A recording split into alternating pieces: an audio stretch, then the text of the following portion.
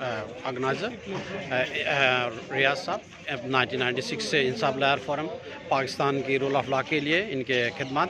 ہاں برادر، آپ بتائیں جی، الیکشن کمیشن کا جو ورڈکٹ آیا ہے اس سلسلے میں آپ کیا کہنا چاہیں گے؟ دیکھیں جی، مسئلہ یہ ہے کہ آج کا جو فیصلہ ہے وہ انتہائی جو ہے وہ قانون کے جو ہے وہ خلاف ہے. وہ کوئی قانونی فیصلہ نہیں ہے، اور اس طرح کے اگر فیصلے ہوں گے تو اگر یہ جو فیصلہ کروانے والے ہیں یہ اگر سمجھتے ہیں کہ ان فیصلوں سے عمران خان سے جو ہے عوام کی محبت چھین دیں گے، بلکہ عوام پہلے سے زیادہ ان سے محبت کرے گی ان کے ان فیصلوں سے، اور اس فیصلے کی ہم بھرپور مذمت کرتے ہیں. اور آج کا جو فیصلہ ہے وہ پاکستان کی تاریخ میں سیاہ ترین دن ہے، اور انشاءاللہ تعالی اتنا زبردست اس فیصلے کے خلاف احتجاج کریں گے، اور اس سے پہلے کبھی بھی اتنا سخت احتجاج نہیں ہوا. اور انشاءاللہ تعالی عوام بھی احتجاج کرے گی، اور عوام کے ساتھ ساتھ بکلا بھی بھرپور احتجاج کریں گے، اور انشاءاللہ تعالی سروں پہ ہم کفن باندھ کے اس احتجاج میں شامل ہوں گے. شجاعت بھائی، سینئر انصاف لائر فورم کے ممبرز. ہاں شجاعت بھائی، جو انکانسٹیٹیوشنل ورڈکٹ الیکشن کمیشن کا، اس کے بارے میں آپ کیا کہیں گے؟ میں تو حیران ہوں اس فیصلے پہ کہ جنہوں نے پورا ملک کو کھا لیا، جنہوں نے پورے ملک کو بھیج دیا، ان کو تو یہ تنخواہیں دے رہے ہیں، ایک پورے 4 سال کی تنخواہ 7 کروڑ روپے ایک ساتھ دے رہے ہیں. اور جو توشہ خانے کا ایک باقاعدہ قانون ہے، اور یہ سب عمران خان نے پہلی دفعہ نہیں کیا، پرائم منسٹر نے پہلی دفعہ نہیں کیا. یہ ہمیشہ سے ہوتا رہا ہے کہ جو تحائف دیے جاتے ہیں اس پہ کچھ پیمنٹ کر کے اور لیے جاتے ہیں، جو لیگل طریقہ ہے. اس لیگل طریقے کو مطلب مائنس کرنا تھا، لیکن یہ وہاں سے تو مائنس کر سکتے ہیں الیکشن کمیشن سے، لیکن لوگوں کے دلوں سے اس کو مائنس خان صاحب کو نہیں کر سکتے. انور کمال بھائی انصاف لائر فورم کے سینئر رہنماؤں میں سے ہیں.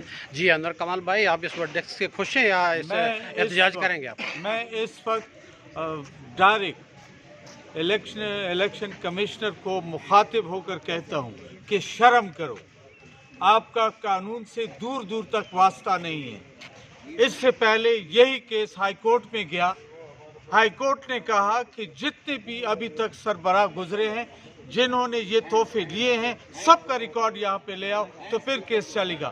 پھر یہی پی ڈی ایم والے، یہی سربراہ جو تھے وہ وہاں سے بھاگ گئے اور پھر خاموش ہو گئے. اب جب یہ دیکھا، اس کٹ پتلی کو دیکھا، تو پھر جو اسپیکر نے یہ ریفرنس بھیجا.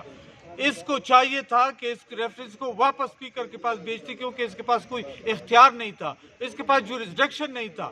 آپ کہاں سے قانون جانتے ہو؟ آپ الیکشن کمشنر بنتے ہو، آپ کو یہ تک پتہ نہیں کہ آپ کے پاس اختیار نہیں، جورسڈکشن نہیں ہے اس فیصلے کا. سپریم کورٹ آپ کے فیصلے کا، ہائی کورٹ آپ کے فیصلے کا پر خدشے اڑا دیں گے انشاءاللہ.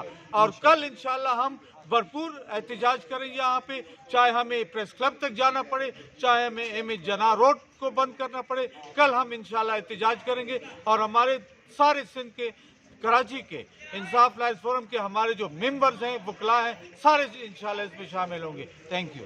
خان زمان بھائی، میرے پسندیدہ شخص، انصاف لائر فورم کا اس سے بہت پرانا وابستہ. جی خان زمان صاحب، آپ کیا کہیں گے؟ الیکشن کمیشن نے آج حد کر دی، آپ اس ڈیسیجن کے بارے میں کیا کہنا چاہیں گے؟ سب سے پہلے تو میں اس فیصلے کو کنڈیم کرتا ہوں.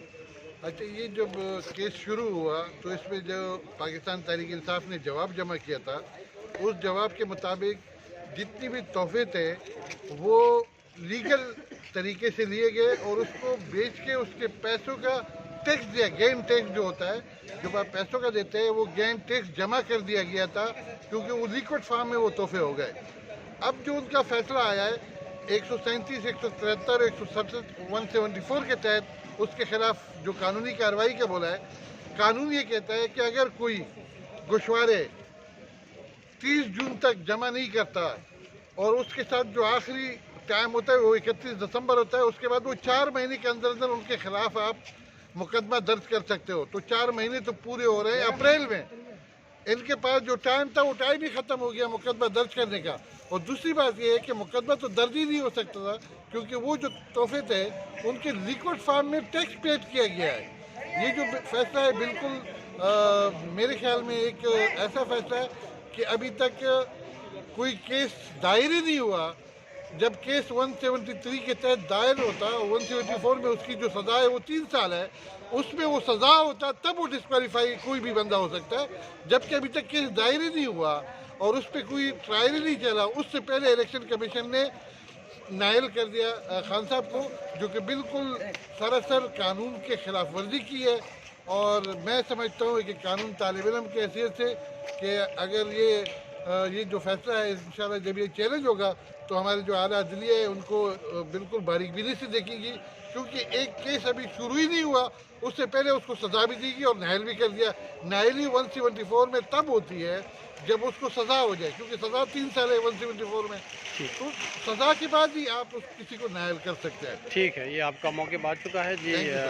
इमरान राना साहब ये पाकिस्तान तहरीक इंसाफ के सीनियर रहनुमाओं में से हैं जी। आप इस वर्डिक्ट के बारे में शॉर्ट अल्फाज में क्या कहना चाहें? देखिए, मेरा कहना ये है कि ये इलेक्शन कमीशन जो है ये बिल्कुल पीडीएम का इलेक्शन कमीशन है और इसको बाकायदा अब पीडीएम ज्वाइन कर लेनी चाहिए और ऐलान करने देना चाहिए, क्योंकि ये तो बिल्कुल ही अनकॉन्स्टिट्यूशनल फैसला दिए।